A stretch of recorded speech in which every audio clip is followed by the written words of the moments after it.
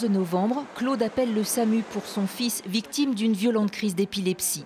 Il est à peine 8 h du matin. 32 minutes plus tard, une équipe du SMUR de l'hôpital de Quimper arrive à son domicile de Tréguin. Depuis, une question le hante.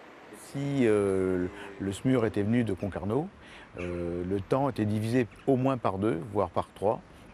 Et comme une simple injection suffisait à stopper ce mal épileptique dont il souffrait, les conséquences auraient été sans doute moins lourdes que son état actuel. Depuis juin, il n'y a plus d'équipe du SMUR à Concarneau après 21 h, alors que les urgences sont également fermées la nuit. Les moyens sont recentrés sur l'hôpital de Quimper, qui manque d'urgentistes et redispatchés selon les besoins.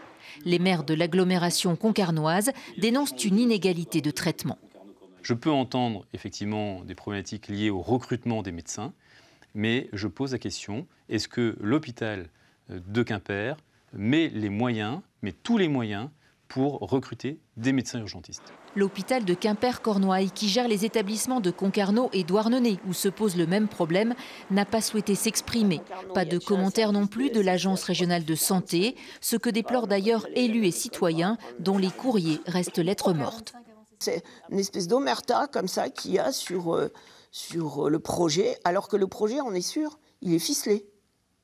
Mais on n'en parle pas. C'est évident qu'en fermant les urgences de Concarneau et en mettant uniquement un hôpital de gériatrie, ça ne répond pas aux besoins de la population. L'agglomération concarnoise représente un bassin de population de 50 000 personnes l'hiver, 2 fois plus l'été.